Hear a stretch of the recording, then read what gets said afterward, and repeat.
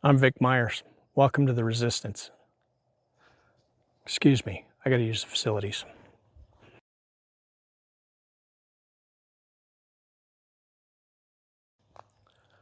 Sorry about that, but when you gotta go, right? There's a certain warehouse corporation that's become famous for not letting their employees take bathroom breaks. There's numerous claims that Amazon, allegedly, makes their line workers pee in bottles while staying on the work line. Did you know that the large meat packing plants do that too? Imagine that. The guy cutting your hamburger doesn't get a bathroom break. He's either got to mess himself, pee in a bottle, or risk getting fired. I reckon the women only have two choices. In a day and age where every restaurant bathroom in the country has a sign by the toilet saying, employees must wash their hands before returning to work, the people processing the food on your plate don't get to go to a toilet, let alone wash their hands after. Would you like some E. coli with your fries, sir? How about some hepatitis A? It's a special tonight. Sorry if I'm grossing you out, but sometimes a guy has to be blunt to paint a picture. Why would meat packers do this?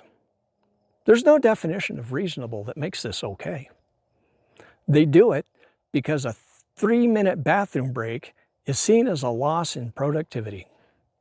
And no amount of productivity loss is acceptable because it all affects the profit margin. Bathroom breaks could take pennies out of their profits. How are they supposed to afford their favorite politicians if they let that happen? This is just one of the many ways that the Big Four meat packers, JBS, a Brazilian company, Tyson Foods, Cargill, and National Beef Packing Company maintain their grip on what ranchers are paid and what the rest of us pay at the grocery store. Seems like somebody should address this, doesn't it? Well, good news. Democrats in this year's Colorado legislature successfully passed Senate Bill 26160. It says employers are prohibited from charging their employees for personal protective equipment. It also requires meat packers with 500 employees or more, as in the Big Four, to allow employees bathroom breaks when working. That sounds pretty reasonable, doesn't it? And yet, Ty Winter voted against it. In recent videos where I pointed out Ty's horrible votes, I asked why he would vote no on such things, and I'd leave it as an open question. But not this time. I know why he voted against this one. The evidence is in his fundraising.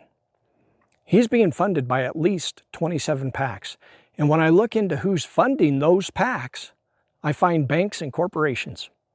Ty Pac-Man Winter voted no on this bill because he never votes for us and he always votes for the corporations. When I'm the state representative for this ranching district, not only will I not be voting for the Big Four, I'll be introducing and fighting for legislation to help create local meat packing plants that are locally owned and locally controlled. And I'll be able to do this because I don't take PAC money. From APAC to ZPAC, they can keep their money and I'll keep my integrity.